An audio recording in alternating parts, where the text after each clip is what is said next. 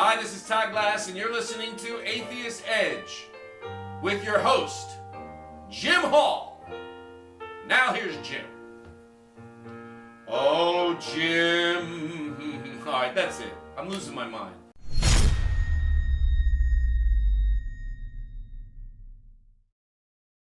You guys remember Pizzagate?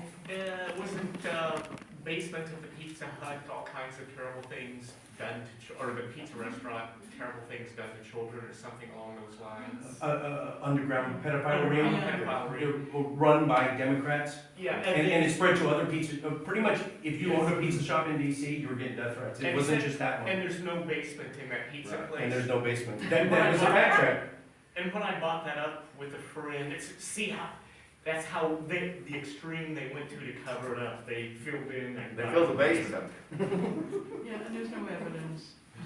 That is a viable way to fact check them, though. If they said it is all occurring in the basement. If you're firmly committed to something, first off, if someone says, well, that's how they get you, maybe there was a basement, or there's a mind control, or they'll find a way to justify it, right?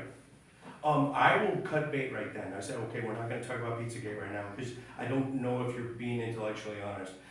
I've done this before. I don't know. I invite you to maybe try it. Let's not talk about Pizzagate. Let's switch topics. Let's talk about something that you've changed your mind on in the last year. What have you firmly believed that you've changed your mind on? And then if it's crickets and tumbleweeds, you know you got them. You guys know who Anthony Magnabosco is? Street epistemology. You've ever heard of that? It's a method where he does college campuses. You really go any public place, and he walks up. First thing he says, hey, he even has a stopwatch. Can I have 5 minutes of your time to talk about a dearly held belief? If they say yes, he starts the stopwatch, and he will hold to the 5 minutes. And he has changed people's mind in exactly 5 minutes. It's a beautiful system. I just don't have the Socratic method. I can't use Socratic method. I have to weigh in with my viewpoint. Socratic method is constantly only asking questions, which I can't do. I'm too opinionated. You have to only ask questions. Say, what belief you want to talk about? Well, I'm a Mormon. Okay, that Joseph Smith was visited by the angel Moroni, and he got the scrolls. That's a firmly held belief. Yes. Yes, it is. On a scale of 1 to 100, a percentage scale, how sure are you that happened? 0. And most of the time, they will always say 95 at the lowest. They usually say 100. And by the end of the 5 minutes, sometimes it's as low as I don't believe in it anymore, or 20%. It happens all the time. It's been researched. Yeah. Anyone else? We talk about the YouTube channel also if you want. Sometimes when you're discussing things with people, to some extent, confabulation. You know, my dad was brain injured then at one time, and he was convinced, going through this line, he wanted to take my 8-year-old nephew at the time to Brazil to fight the Nazis because he was an undercover 12-star general. He was talking to the car. I had to pull the car over, laughing. I didn't want to hurt anybody. I calmed down. And then, I called his doctor later and said, hey, we need to work on Dad's meds. But to some extent, when somebody can deny reality in front of them, is that just, and they seem to be sincere, is there some type of... You spotted that as a chemical imbalance, right? And you were probably correct, weren't you? In him, but there are people, is there maybe some kind of little tweak in some people's brains that... Michael Shermer wrote a book called Why People Believe in Weird Things. Write it down. You guys definitely need it's an older book, but it's a great resource. There's a million different ways, and chemical imbalance definitely is one of them. And if you spot it, good on you. You might have helped him. Yeah. He might have prevented for his own safety sometimes. Yeah. Even. Yeah. Anything else? Pizzagate. Any humans? Humans on average have one testicle. Yeah. Why are people so drawn to being terrified? Like, what's going on in people's heads? They want to think the worst. It's like they're getting off on it. Me personally, I've got a friend. He won't mind me talking about him. He's been on the show maybe 3 times. Hardcore atheist. With regard to religion, rational thinker. But he believes the Pentagon was hit by a missile instead of an airplane. He believes, you see those contrails, those are chemicals that are trying to keep us pacified. What I noticed of several things, he's my hamster, he's my canary in the coal mine. So since we're great friends, and so I use him like, buddy, what is it? What I've noticed is people that believe in one or maybe two major conspiracy theories end up believing all of them. Do you know anyone that just believes in one big, like a 9/11 truther, that isn't also into all kinds of other stuff? It usually falls like dominoes, doesn't it? Yeah. What, I never understood that, but I've read in Michael Shermer's book and some other places, some people, flat earthers, it's growing so big right now. Flat earthers, first off, they love the notoriety. They love being the underdog. They almost love, it's like reverse trolling. They love getting laughed at. It gives them an ego boost. And it puts them in the spotlight because they're an extreme fringe minority opinion, all right? And so everyone's looking at him like, hey, say that thing again. And he gets a lot of views on YouTube. Yeah. Okay, well, I got a theory on what she was saying, number one, and my theory, there's no proof, is that the feeling of terror, or fear, is very close to the feeling of excitement or That's thrill. true. Like if you go to Six Flags, and you've got kind of the both, you're terrified of going on that big roller coaster, but it's also very exciting. So that's my theory on that. And I have several friends on Facebook or whatever that like to argue with my whatever I put up there, and I had one particular one that there were certain things that he put on there, and I did my research and I agreed with him. But anything that I would put on that wasn't in agreement with his belief, of course he fought, and he called me a sheep. And I says, really? He's like, yeah. And I says, okay. Have you ever agreed with anything that I put on here that didn't go totally with your belief system? And he was like, and That's I'm like, good. but yet I have done that with you.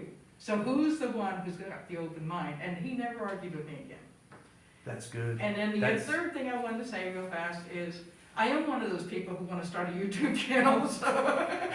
The more the merrier. There's so many believer ones out there, and the percentage of non-believer ones are this. We need as many as we can get, especially underrepresented demographics.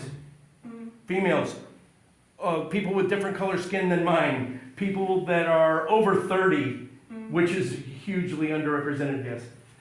Maybe product of evolution or unnatural selection, and that the terrified people live a little longer, and they release. Oh, what's that called? They spawn more. What's that called in evolution where the Like survivalists? yes, it's Yeah. false positives. If you think that there's a tiger in the bush and there's not, Uh-huh. you didn't lose anything. Right. But if there is, that's good. So now we're screwed. That's an evolutionary. Yeah. But us rational thinkers have transcended it. How many? I've always asked the UU churches when I go to them. The one over in Fort Worth, 40% were hardcore atheists or like hard agnostics. And someone said here it's like 80%. You don't have to raise your hand if you don't want to, but who are the non-believers here? Oh, so there are some believers. Okay. Yeah. So I forgot what I was saying. Yes. We like to think we're rational. Yeah. We have to be. I forget where I was going. We have to be aware of our own bias too. My fellow atheists, YouTubers and Metroplex atheists, it is a thorn in their side when I will say, Jordan Peterson has a point. I will lose 1,000 subscribers for saying that. I don't care. I think he does have a good point sometimes. And if he, and the reason he refuses to use gender pronouns is not because he is trying purposely to offend those people. It's a principle of the thing. He's refusing to say it because he thinks Canada is trying to make it against the law if you misgender them. So that's the controversy. I don't know enough about it to even weigh in on that. But there's an unpopular opinion. Don't be afraid to have unpopular opinions. I forgot where I was going that to. Okay, anyone else? It's almost noon. Yeah, we need to wind this up, but There's coffee in the break room library, and you could I'll be here. facilitate the discussion, yeah. I'll be here as long as you need. That's right. Remember free stuff over there, and if you'd like to buy a book, my first one there, that yellow one's got 31 grammatical errors, and I'm too lazy to go back and put a second and read it up. So read it at your own peril, but the second one took 15 months of hard research to make, and it's a bathroom reader. You can open it up, it's like your Kindle, you can open it up to any page and just read a few, it's really Check good. it out. You want to take Patsy's question? I am a nurse. I graduated in 1950. There was no, abortion anything at that point. And the abortion thing is choice. I believe in choice. I'm not saying I believe in abortion or no abortion or that everybody should do what I want them to do. The whole point is that we all are brought up by our families to accept what they believe. And then as you get a little older, you begin to pull in what you believe. And it may not be the same thing at all. Way to bring up the most Yeah. controversial topic right at the end. Oh, no, are you saying that it's impossible to be brought up without the influence of your parents almost indoctrinating you? Yes, It is? Yes. It's impossible. that's right. My parents were hardcore Southern Baptists. I've never prayed a day in my life. I've been an atheist since age 6. Wow. They let me choose. Fantastic. I want to say I was not indoctrinated at all. Well, they taught But- you things. I must have been a little, even though they were hardcore Southern Baptists. But you know more about the Baptist thing than I do in some cases, because I can prove it. I can give you a set of questions, and you'll answer them exactly as you were taught them. Yes. And if it is true that I was like not indoctrinated at all, I had to have been. You're probably right. But if it's true, I'm an extreme fringe minority then. Yeah. Okay, guys, thank you very Thank you so much. much, Jim. Yes.